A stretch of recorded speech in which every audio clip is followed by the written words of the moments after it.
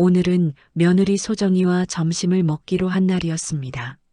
아침부터 마음이 설레더라고요. 임신 7개월인 소정이가 요즘 힘들어하는 걸 알고 있었거든요. 은행 일이 생각보다 고되다고 하더군요.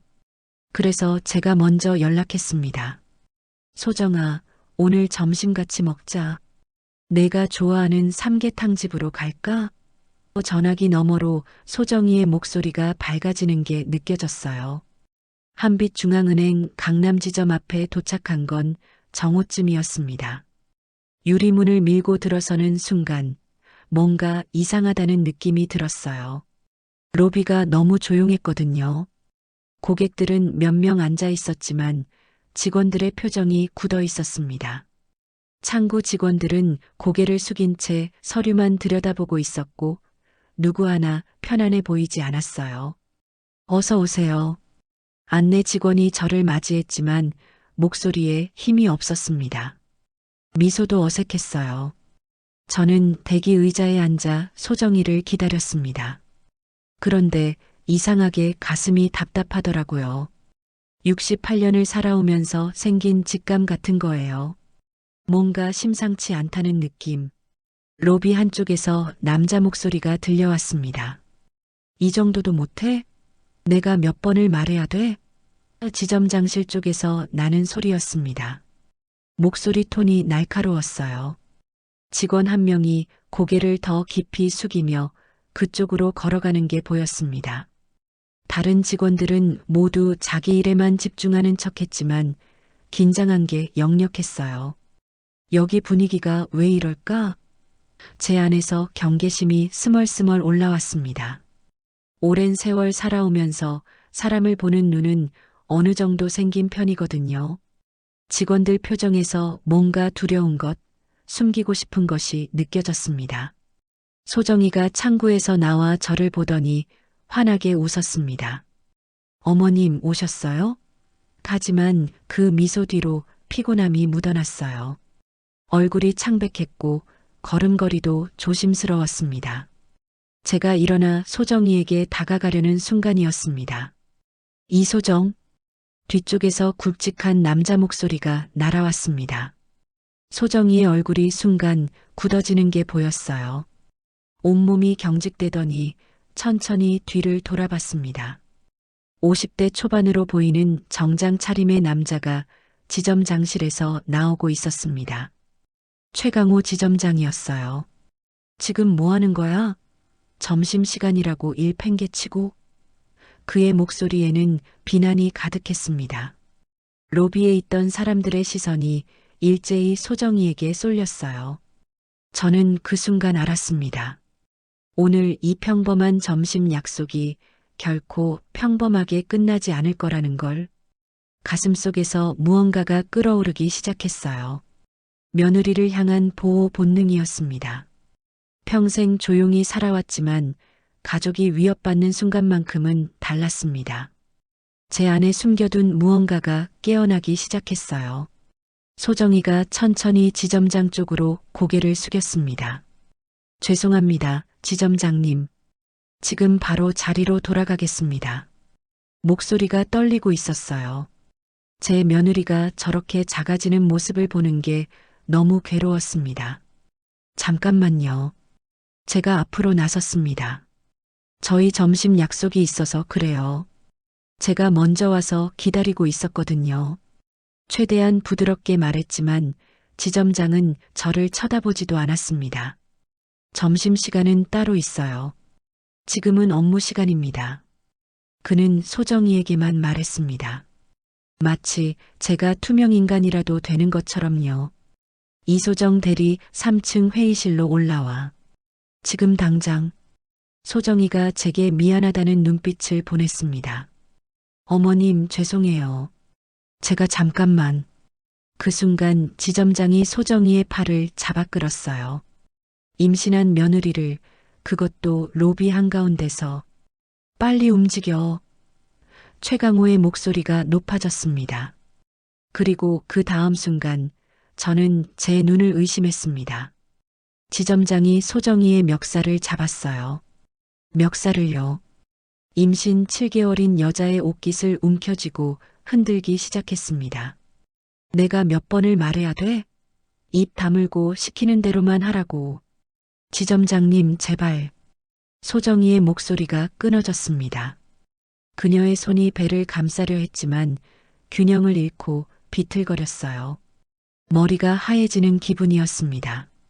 심장이 너무 세게 뛰어서 숨이 막힐 것 같았어요.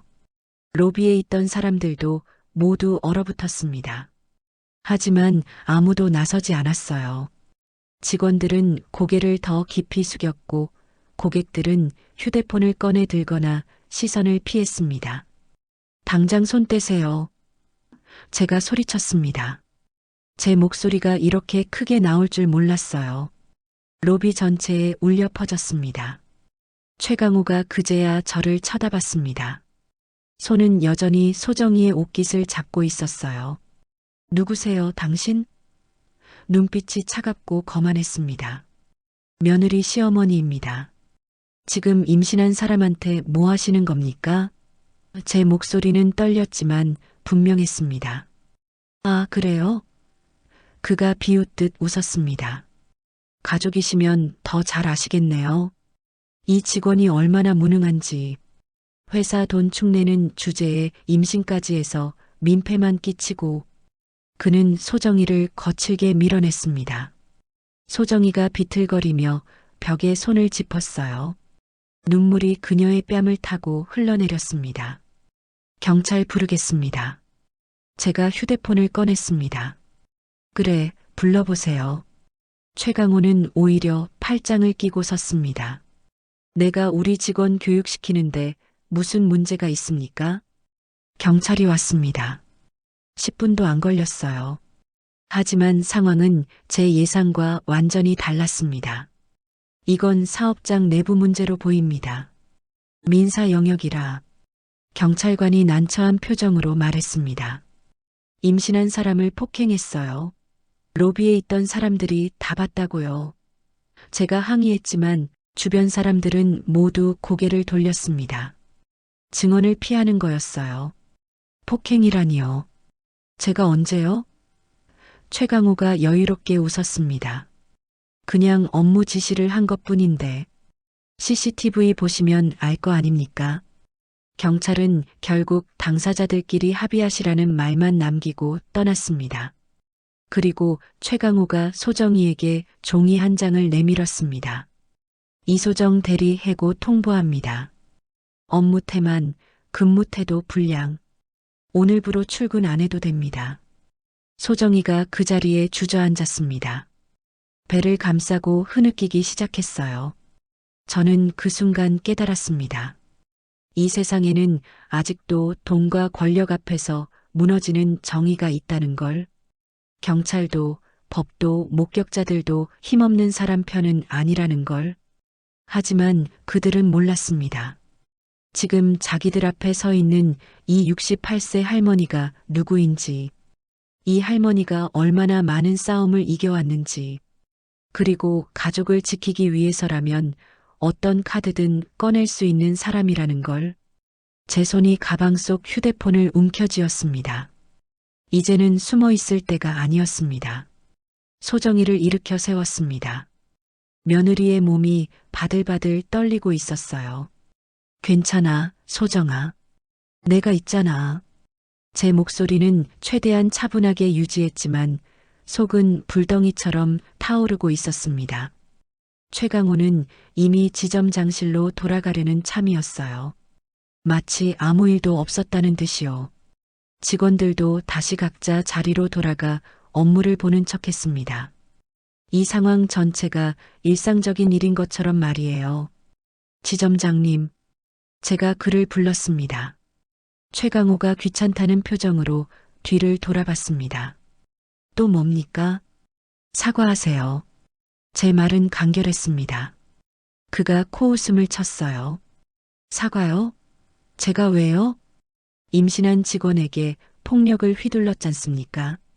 지금 당장 사과하시고 해고 통보도 철회하세요. 저는 한 걸음 앞으로 나아갔습니다. 할머니, 여기가 어디라고 함부로 짓거리는 겁니까? 최강호의 목소리가 낮아졌습니다. 위협하는 톤이었어요. 여기는 한빛중앙은행 지점입니다. 제 사업장이에요. 내 직원을 어떻게 관리하든 그건 내 권한입니다. 권한이요? 제가 되물었습니다. 사람을 때릴 권한이 있다는 말씀입니까? 때리다니 말 좀 가려서 하세요. 그가 주변을 둘러봤습니다. 여기 계신 분들, 제가 누구 때린 거 보셨습니까? 로비에 남아있던 고객들이 고개를 저었습니다. 아니, 정확히는 아무 반응도 하지 않았어요. 시선만 피할 뿐이었습니다. 직원들도 마찬가지였습니다. 모두가 최강호의 눈치를 보고 있었어요. 보세요, 할머니. 최강호가 비웃었습니다. 증거도 없고 증인도 없는데 뭘 어쩌시겠다는 겁니까? 경찰도 갔다 왔잖아요. 별거 아니라고 판단한 거예요. CCTV가 있잖습니까? 제가 로비 천장을 가리켰습니다. 아, CCTV요?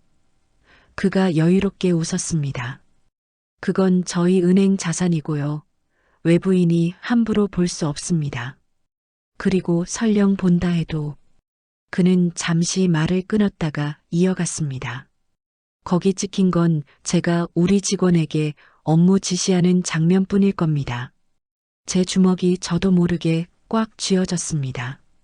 68년을 살면서 이렇게 뻔뻔한 사람은 처음 봤어요. 권력으로 모든 걸 짓밟을 수 있다고 믿는 사람들.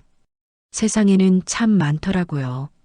어머님, 소정이가 제 팔을 잡았습니다. 그냥 가요. 저 괜찮아요. 하지만 괜찮을 리 없었습니다. 며느리의 눈은 이미 붉게 부어 있었고 온몸은 여전히 떨리고 있었어요. 뱃속의 아기는 또 어떻고요? 이런 충격을 받으면 얼마나 위험한데. 지점장님, 제가 다시 입을 열었습니다. 마지막으로 한 번 더 말씀드립니다. 사과하세요. 아, 정말 끈질기시네. 최강호가 짜증스럽게 손을 흔들었습니다. 보안, 여기 이분들 좀 나가시게 해드려요.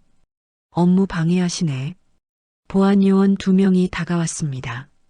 난처한 표정이었지만 그들도 월급쟁이였어요. 상사의 명령을 따를 수밖에 없었겠죠. 죄송합니다만 보안 요원이 조심스럽게 말했습니다. 알았습니다. 나갑니다. 제가 먼저 말했습니다. 더 이상 이 자리에서 버티는 건 의미가 없었어요. 아니, 여기서는 의미가 없었습니다. 하지만 이게 끝이 아니라는 걸 저는 알고 있었습니다. 소정이의 손을 잡고 로비를 나섰습니다. 은행 밖 벤치에 며느리를 앉혔어요. 소정아, 잠깐만 기다려. 어머니가 해결할게. 어머님, 됐어요. 그냥 다른 직장 알아볼게요. 소정이가 고개를 떨구었습니다. 저는 며느리의 어깨를 감싸 안았습니다. 그리고 가방에서 휴대폰을 꺼냈어요. 오랜 세월 조용히 살아왔습니다. 가족들에게도 말하지 않은 제 과거가 있었지만 평범한 할머니로 지내는 게 가족을 지키는 길이라고 믿었으니까요. 하지만 지금 이 순간 저는 깨달았습니다. 진짜 가족을 지키는 건 숨는 게 아니라 싸우는 거라는 걸. 제가 가진 힘을 쓸 때가 바로 지금이라는 걸. 연락처를 찾았습니다. 박미정, 한빛중앙은행 사장. 제 절친이자 제가 과거에 투자 조언을 해줘서 지금의 자리까지 오른 사람. 전화를 걸었습니다. 2번의 신호음 후 익숙한 목소리가 들려왔습니다. 영숙 언니? 미정아. 제 목소리는 차분했지만 단호했습니다. 지금 당장 강남 지점으로 와줄 수 있겠니? 언니, 무슨 일이세요? 목소리가. 박미정의 목소리에 걱정이 묻어났습니다. 강남 지점 최강호라는 지점장 알지? 저는 단도직입적으로 물었습니다. 네, 알죠. 3년 전에 부임한. 미정이의 목소리가 조심스러워졌어요. 무슨 일 있으셨어요? 그 사람이 우리 며느리 멱살을 잡고 흔들었어. 임신 7개월인 아이를. 제 목소리는 떨리지 않았습니다.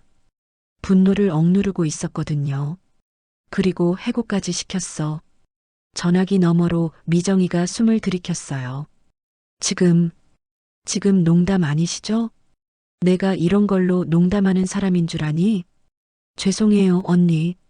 제가 지금 당장 가겠습니다. 미정이의 목소리가 단호해졌습니다. 10분만 기다려주세요. 전화를 끊었습니다. 소정이가 불안한 눈으로 저를 쳐다봤어요. 어머님, 누구한테 전화하신 거예요? 아는 사람이야. 걱정 마. 저는 며느리의 손을 꼭 잡았습니다. 이제 다 괜찮아질 거야. 소정이는 여전히 이해하지 못하는 표정이었습니다. 당연했죠. 며느리는 제가 그냥 평범한 전업주부 시어머니인 줄만 알았으니까요. 아들도 마찬가지였고요. 제 과거를, 제가 어떤 사람이었는지를 아는 건 극소수뿐이었습니다. 은행 입구 쪽을 바라봤습니다. 유리문 너머로 로비가 보였어요. 최강호는 지점장실로 들어갔고 직원들은 다시 일상으로 돌아간 것처럼 보였습니다. 아마 그들은 이 일이 그냥 묻힐 거라고 생각하겠죠. 늘 그래왔으니까요. 하지만 오늘은 달랐습니다. 5분쯤 지났을까요? 소정이가 갑자기 제 팔을 잡았습니다.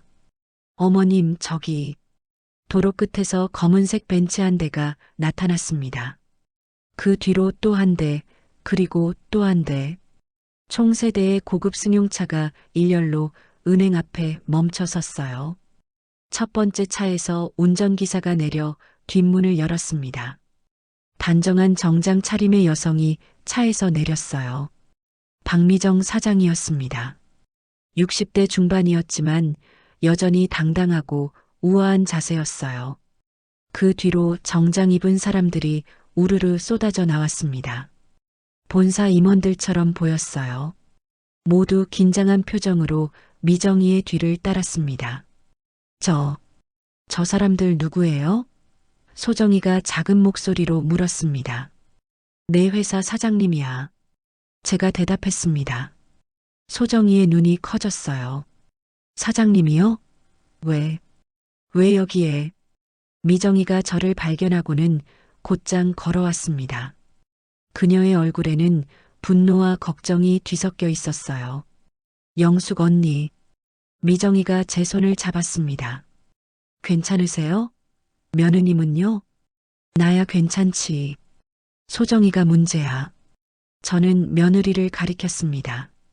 미정이가 소정이를 향해 고개를 숙였습니다. 이소정 대리님, 정말 죄송합니다. 우리 은행에서 이런 일이. 소정이는 어리둥절한 표정으로 일어나 허둥지둥 인사했어요. 아, 아닙니다. 사장님께서 직접. 일단 들어가시죠. 미정이가 은행 쪽을 바라봤습니다. 그녀의 눈빛이 차가워졌어요. 제대로 정리를 해야겠습니다. 우리는 함께 은행으로 들어갔습니다. 로비에 있던 사람들이 일제히 고개를 들었어요. 사장이 직접 온 걸 본 순간 직원들의 얼굴이 하얗게 질렸습니다. 지점장은 어디 있습니까? 미정이의 목소리가 로비 전체에 울려 퍼졌습니다. 한 직원이 떨리는 목소리로 대답했습니다. 지점장실에 계십니다. 불러오세요. 지금 당장. 직원이 황급히 뛰어갔습니다. 잠시 후 최강호가 나왔어요. 여유롭게 걸어 나오다가 미정이를 보는 순간 표정이 굳어졌습니다. 사장님? 어떻게? 최강호가 당황한 목소리로 말했습니다. 최강호 지점장. 미정이가 차갑게 말했습니다. 오늘 여기서 무슨 일이 있었는지 설명해 보세요. 최강호의 눈이 빠르게 움직였습니다. 상황을 파악하려는 거였어요. 그의 시선이 저와 소정이를 오갔습니다. 그리고 이해했다는 표정을 지었어요. 그가 입을 열었습니다. 약간의 오해가 있었던 것 같습니다. 업무 지시 과정에서 오해? 미정이가 끊어 말했습니다. 임신한 직원의 멱살을 잡고 흔든 게 오해입니까? 로비가 다시 한번 조용해졌습니다. 하지만 이번엔 달랐어요. 아까와는 완전히 다른 긴장감이었습니다. 최강호의 얼굴에서 혈색이 사라졌습니다. 그제야 그는 깨달은 것 같았어요. 자기 앞에 서 있는 저 할머니가 은행 사장을 단 10분 만에 불러낼 수 있는 사람이라는 걸, 자기가 건드린 게 누구의 가족인지를, 그리고 이제 자신에게 닥칠 일이 무엇인지를. 사장님, 이건 정말 오해입니다. 최강호가 재빨리 말했습니다. 제가 직원 교육 차원에서 좀 강하게 말한 건 사실이지만, 강하게 말했다? 미정이가 한 걸음 앞으로 나섰습니다. 멱살을 잡았다는 건 말로 한 겁니까? 최강호의 얼굴에 당황한 기색이 스쳤지만 그는 곧 평정을 되찾았어요. 오랜 세월 권력을 휘둘러온 사람의 본능이었겠죠. 그건 그쪽에서 과장한 겁니다. 제가 그냥 어깨를 잡고. 거짓말하지 마세요. 소정이의 목소리가 떨렸습니다. 하지만 이번엔 두려움만이 아니었어요. 분노가 섞여 있었습니다. 제 옷깃을 잡고 흔드셨잖아요. 여기 계신 분들이 다 봤어요. 최강호가 소정이를 쏘아봤습니다. 이소정 대리, 지금 뭐 하는 거야? 너 이미 해고 통보받았어. 여기서 더 망신당하고 싶어? 최강호 지점장. 미정이의 목소리가 날카로워졌습니다. 지금 제 앞에서 직원을 협박하는 겁니까? 협박이 아니라 사실을 말하는 겁니다. 최강호가 버텼어요. 저는 이 지점의 책임자고 제 방식대로 운영할 권리가 있습니다. 본사에서 일일이 간섭할 일이 아니지 않습니까? 저는 그 순간 놀랐습니다. 저 사람이 아직도 자기가 버틸 수 있다고 생각하는 거예요. 사장 앞에서도 말이죠. 권리요? 미정이가 차갑게 웃었습니다. 최 지점장, 당신은 지금 심각하게 착각하고 계십니다. 이 은행이 누구 겁니까? 그야 물론 회사 거지만, 회사 것이면 제 것입니다. 저는 이 은행의 사장이에요. 미정이가 주변을 둘러봤습니다. 여기 계신 직원 여러분, 모두 들으세요. 지금부터 제가 하는 말 한마디 한마디가 회사의 공식 입장입니다. 로비에 있던 모든 사람이 숨을 죽였습니다. 최강호 지점장은 오늘부로 직위 해제됩니다. 미정이의 말이 또렷했습니다. 그리고 오늘 있었던 일에 대해 본사 감사팀이 철저히 조사할 것입니다. 사장님, 최강호가 소리쳤습니다. 이건 절차를 무시하는 겁니다. 저한테도 해명할 기회를. 해명할 기회요? 미정이가 고개를 끄덕였습니다. 좋습니다. 그럼 지금 여기서 하세요. CCTV 영상부터 먼저 보겠습니다. 당장 가져오세요. 최강호의 표정이 굳어졌어요. 왜요? CCTV 보면 억울함이 풀리는 거 아닙니까? 미정이가 물었습니다. 그게 오늘 점검 중이어서. 최강호가 얼버무렸습니다. 점검이요? 미정이가 뒤를 돌아봤습니다. 김상무님, 우리 은행 CCTV 점검 일정 있었습니까?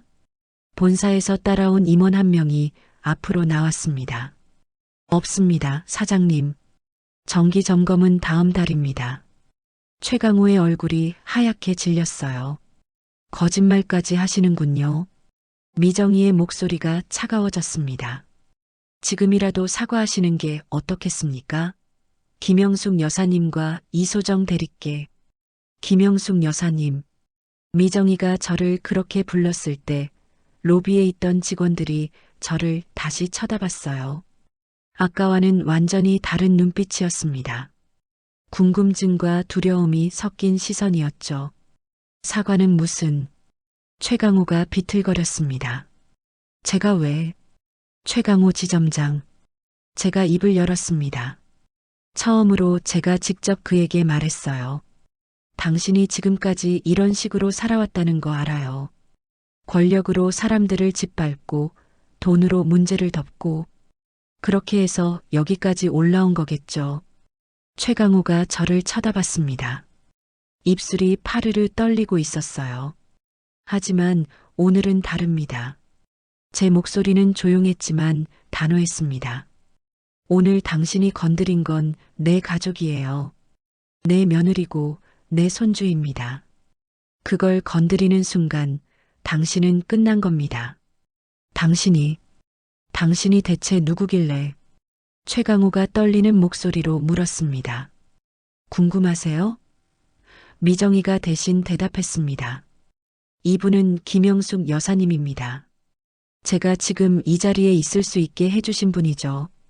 20년 전 제가 말단 직원일 때 투자 조언을 해주셨고 그 덕분에 저는 여기까지 올 수 있었습니다.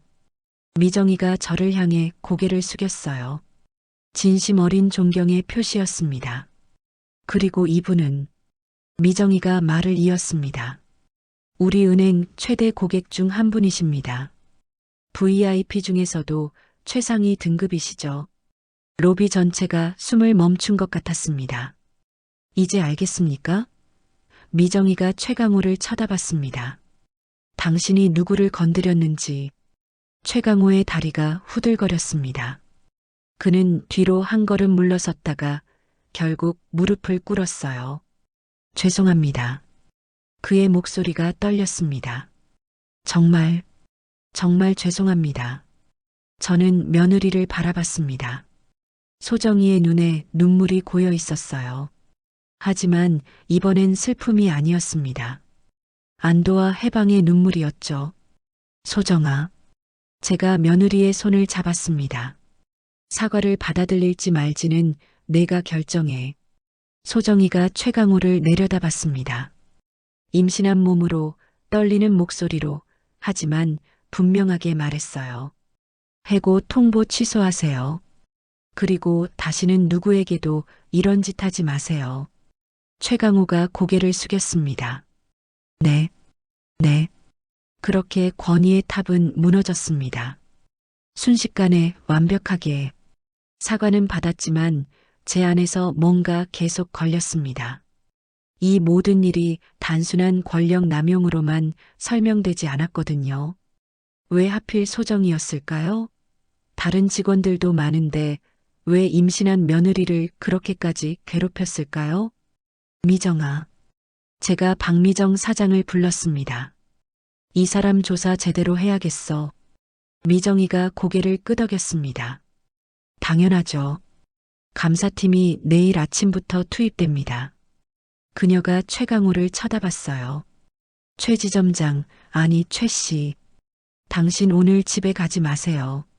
지금부터 모든 업무 자료를 제출받을 겁니다. 그게. 최강호가 식은땀을 흘렸습니다. 그 순간 소정이가 조심스럽게 입을 열었어요. 사장님, 저 말씀드릴 게 있습니다. 모두의 시선이 소정이에게 쏠렸습니다. 사실은요. 소정이가 숨을 깊이 들이쉬었습니다. 지난주 금요일에 제가 우연히 지점장님이 하시는 걸 봤어요. 뭘 봤는데? 미정이가 물었습니다. 퇴근 시간이 지났는데 서류를 정리하다가 지점장실 불이 켜져 있어서요. 혹시 전등을 끄지 않으신 건가 싶어서 들어갔는데 소정이의 목소리가 작아졌습니다. 지점장님이 컴퓨터로 뭔가 하고 계셨어요. 제가 들어가니까 깜짝 놀라시면서 화면을 급하게 끄셨죠. 최강호의 얼굴이 새하얗게 질렸습니다. 그때 잠깐 봤는데 소정이가 말을 이었습니다. 고액 예금 고객 리스트였어요. 그런데 이상한 게 화면에 여러 개의 계좌 번호가 떠 있었고 송금 내역 같은 게 보였거든요. 금액이 엄청 컸어요. 얼마나? 미정이의 목소리가 날카로워졌습니다. 정확히는 못 봤지만 억 단위였던 것 같아요. 여러 건이요. 로비가 다시 긴장으로 물들었습니다. 직원들이 서로 눈빛을 주고받았어요. 그들도 뭔가 눈치챈 게 분명했습니다. 그 후로요. 소정이가 떨리는 목소리로 계속했습니다. 지점장님이 저를 계속 불러서 이상한 일을 시키셨어요. 고객 정보 파일을 USB에 옮기라든지 특정 거래 내역을 출력하라든지. 그런데 정식 업무 절차가 아니었어요. 승인도 없이 기록도 남기지 말라고 하셨죠. 거짓말입니다. 최강호가 소리쳤습니다. 저 직원이 지어낸 겁니다. 저를 모함하려고. 모함이요? 미정이가 차갑게 웃었습니다. 그럼 지금 당장 당신 컴퓨터 열어보시죠. 거래 내역 다 있을 텐데요. 그건 최강호가 말을 더듬었습니다. 개인정보 보호 때문에 함부로 열람할 수 없습니다. 김상무님, 미정이가 뒤를 돌아봤습니다. 본사 IT팀에 연락하세요. 지금 당장 이지점 전산 시스템 접속 기록 다 뽑아내고 최강호 개인 계정 거래 내역 전부 확보하세요. 알겠습니다, 사장님. 김상무가 즉시 전화를 걸었습니다. 저는 그제야 이해했습니다. 왜 최강호가 소정이를 그렇게까지 압박했는지. 며느리가 자기 비밀을 목격했기 때문이었어요. 임신한 여직원이라 함부로 못할 거라고 생각했겠죠. 하지만 소정이가 생각보다 강했고 그래서 더 거칠게 나온 겁니다. 소정아, 제가 며느리의 어깨를 토닥였습니다. 왜 진작 말 안 했어? 어머니한테라도. 무서웠어요. 소정이의 눈에 다시 눈물이 맺혔습니다. 증거도 없고 제가 잘못 본 건가 싶기도 하고 게다가 지점장님이 계속 경고하셨거든요. 함부로 말하면 나만 손해라고. 아무도 안 믿을 거라고. 당신이 이 아이를 얼마나 겁주었습니까? 제가 최강호를 쳐다봤습니다. 분노가 다시 치밀어 올랐어요. 임신한 여자를 협박하고 폭력까지 휘둘렀어. 그것도 자기 범죄를 숨기려고. 최강호는 더 이상 변명하지 못했습니다. 그저 바닥만 쳐다볼 뿐이었어요.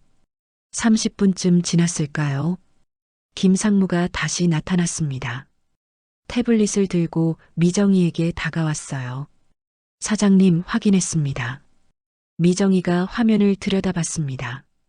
그녀의 표정이 점점 굳어지더니 결국 한숨을 내쉬었어요. 최강호 씨, 미정이가 천천히 말했습니다. 지난 2년간 당신이 고객 자금을 횡령한 금액이 총 23억 원입니다. 12명의 고액 예금 고객 계좌에서 조금씩 빼돌렸더군요.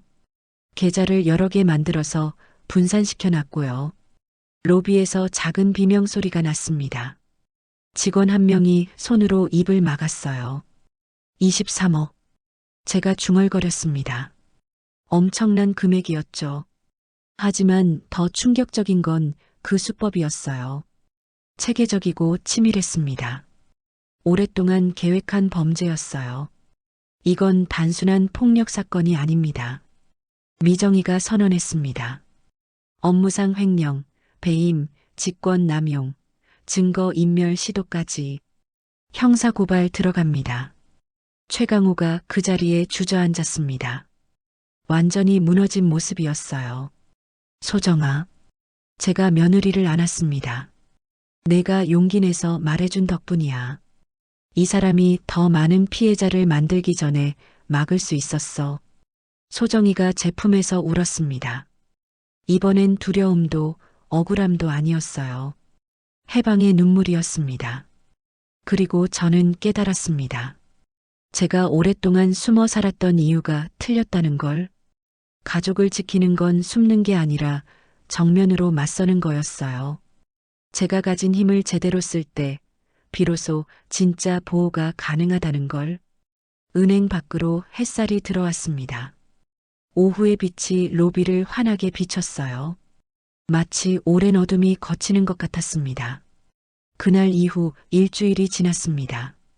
본사 감사팀이 강남 지점에 상주하면서 조사를 진행했어요. 소정이는 병가를 내고 집에서 쉬고 있었고 저는 매일 며느리를 돌보며 상황을 지켜봤습니다. 미정이가 매일 저녁 전화를 해서 진행 상황을 알려줬어요. 언니 생각보다 더 심각해요. 사흘째 되던 날 미정이의 목소리가 무거웠습니다. 횡령 금액이 23억이 아니라 32억으로 늘어났어요. 추가 피해자가 더 나왔거든요. 32억이나. 제가 한숨을 쉬었습니다. 그것도 문제지만 수법이 더 문제예요. 최강호가 고령 고객들을 주로 노렸어요. 80대, 90대 어르신들. 거래 내역을 자주 확인 안 하시는 분들이죠. 몇백만 원씩 빼돌려도 몇 년간 눈치 못 채신 거예요. 전화기를 쥔 제 손에 힘이 들어갔습니다. 노인들을 상대로 한 범죄라니. 더 비열하고 치졸했어요. 은행 이미지는요? 제가 물었습니다. 솔직히 타격이 큽니다. 미정이가 인정했습니다. 언론에서 난리예요. VIP 고객 돈 30억 횡령, 지점장의 배신, 이런 제목으로 매일 기사가 나가고 있어요. 고객 문의 전화도 폭주하고요. 미안해, 미정아. 내가 이렇게 크게 만들어서. 아니요, 언니. 미정이가 단호하게 말했습니다. 언니가 아니었으면 이 사람 몇 년 더 저질렀을 거예요. 피해자는 더 늘어났겠죠. 지금 막은 게 천만다행입니다. 열흘째 되던 날 최강호가 구속됐다는 소식을 들었습니다. 증거가 워낙 명확했고 도주 우려도 있다는 판단이었대요. 재판은 언제쯤? 제가 물었습니다. 다음 달부터 시작될 겁니다. 검찰에서 구형량 10년 이상 예상한대요. 미정이가 말했습니다. 횡령 금액도 크고 피해자도 많고 임신한 직원에게 폭력까지 행사했으니까요. 10년. 짧지 않은 시간이었습니다. 최강호는 52세였으니 출소할 때쯤이면 60대 초반이겠네요. 그의 인생에서 가장 중요한 시기를 감옥에서 보내게 되는 겁니다. 한 달 후 재판이 열렸습니다. 소정이가 증인으로 출석했고 저도 방청석에 앉아 있었어요. 최강호는 완전히 달라져 있었습니다. 수척해진 얼굴, 구부정한 어깨, 그렇게 거만하고 당당하던 모습은 어디에도 없었어요. 피고인석에 앉은 그는 고개도 제대로 들지 못했습니다. 피고인, 판사가 물었습니다. 피해자에게 하고 싶은 말이 있습니까? 최강호가 천천히 고개를 들었습니다. 그의 눈이 소정이를 찾았어요. 죄송합니다. 그의 목소리가 떨렸습니다. 정말 변명의 여지가 없습니다. 제가 너무 큰 잘못을 저질렀습니다. 법정이 조용했습니다. 최강호가 계속 말했어요. 돈에 눈이 멀었습니다. 지위를 유지하려고, 더 많이 가지려고. 그가 말을 끊었습니다. 하지만 결국 모든 걸 잃었네요. 가족도 명예도 자유도. 당연한 대가입니다. 판사가 판결문을 읽기 시작했습니다. 피고인 최강호는 업무상 횡령, 배임, 직권남용, 폭행 등의 혐의로 징역 12년을 선고한다. 12년. 검찰 구형보다 더 무거운 형량이었습니다. 피고인은 은행 지점장이라는 지위를 악용하여 고객들의 신뢰를 저버렸고 특히 고령의 고객들을 대상으로 장기간 범행을 저질렀다. 판사가 이유를 설명했습니다. 또한 이를 목격한 임신 중인 직원에게 폭력을 행사하고 해고하는 등 죄질이 매우 불량하다. 따라서 엄중한 처벌이 불가피하다. 최강호의 어깨가 떨렸습니다. 그는 그대로 고개를 떨구었어요. 법정을 나오면서 소정이가 제 팔을 잡았습니다. 어머님 속이 시원하면서도 좀 이상해요. 왜? 저 사람도 사람인데. 소정이가 조심스럽게 말했습니다. 저렇게 무너지는 걸 보니까 약간 안쓰럽기도 하고. 저는 며느리의 따뜻한 마음을 이해했습니다. 소정이는 늘 타인을 배려하는 성격이었으니까요. 소정아, 제가 말했습니다. 내가 그렇게 생각하는 건 좋은 거야. 그게 너의 장점이고. 하지만 기억해. 저 사람은 스스로 선택한 거야. 나쁜 길을. 네, 알아요.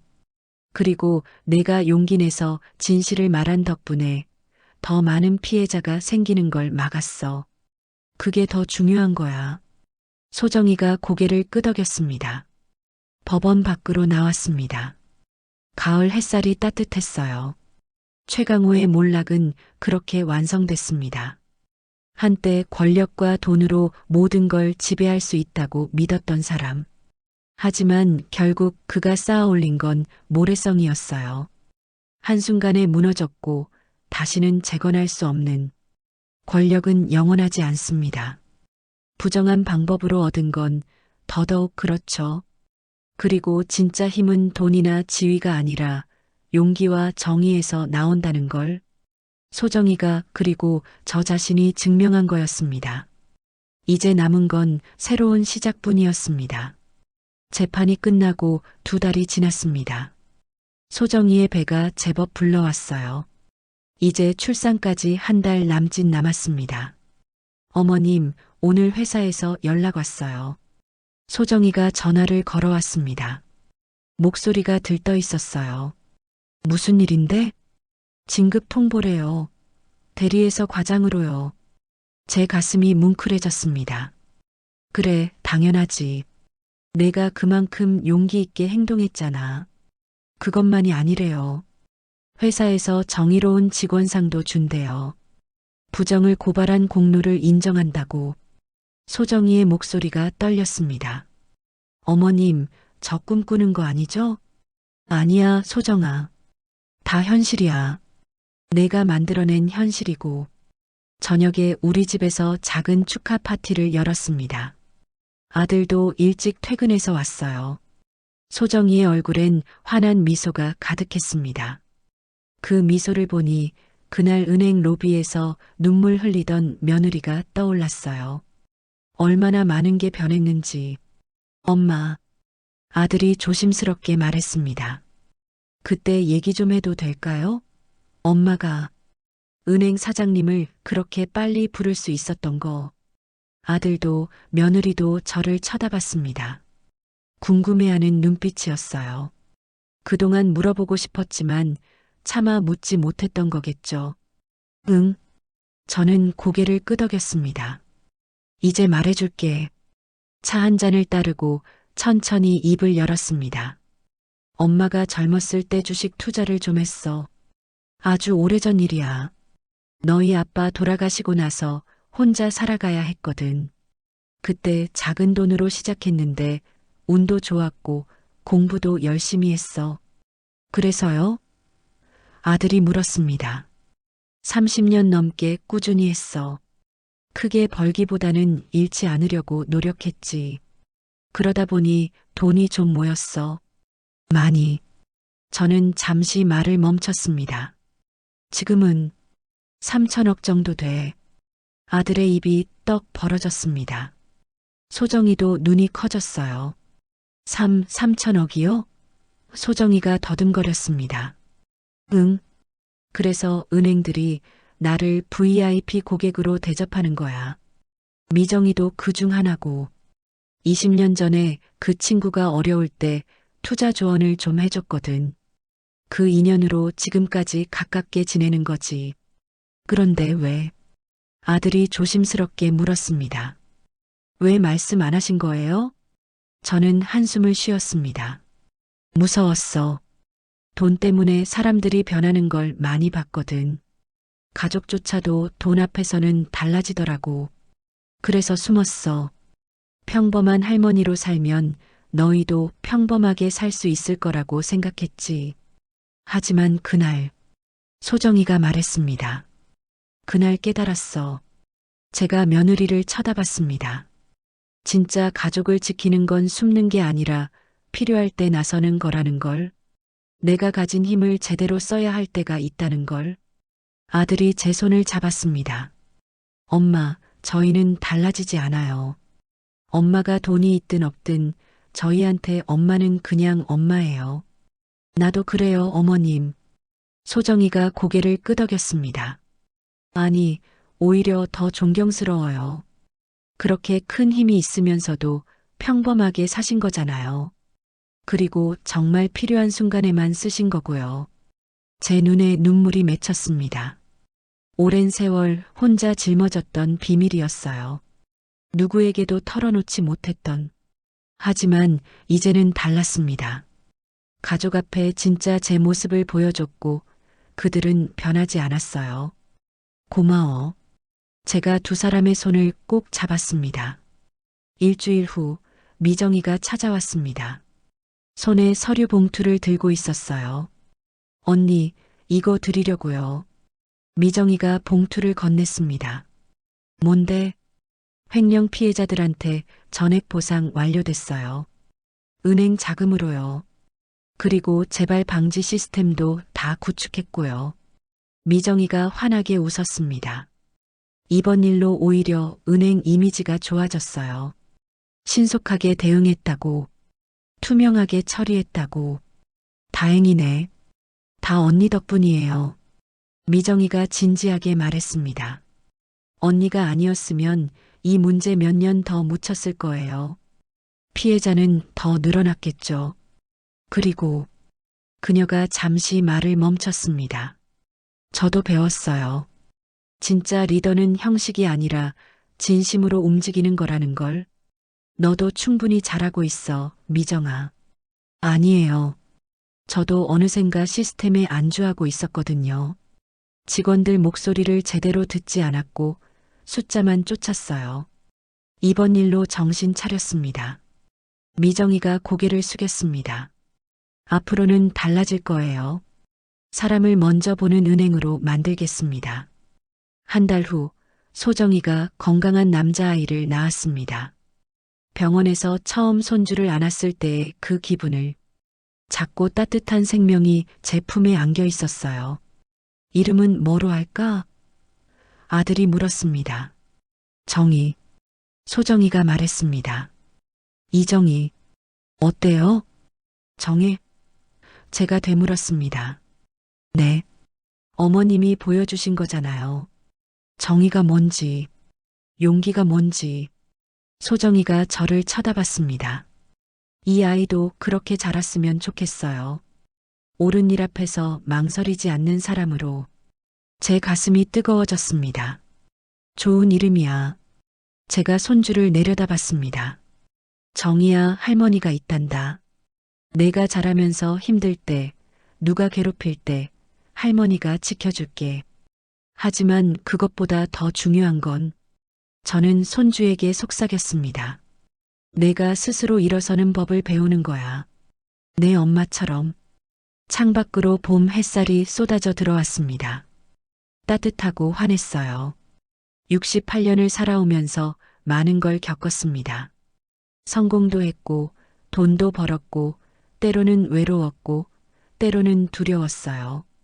하지만 이 순간만큼 행복했던 적은 없었던 것 같습니다. 가족이 함께 있고, 진실이 승리했고, 정의가 실현됐으니까요. 그리고 이제 저는 압니다. 제가 가진 힘이 무엇을 위한 건지. 재산도, 인맥도, 지혜도 결국엔 사랑하는 사람들을 지키기 위한 거라는 걸. 새로운 시작입니다. 더 이상 숨지 않는 진짜 제 모습으로 사는 인생이요. 오늘 사연은 여기까지입니다. 여러분의 소중한 시간을 함께 해주셔서 감사드리며 다음 사연에서 또 만나 뵙겠습니다. 사연 시간이었습니다.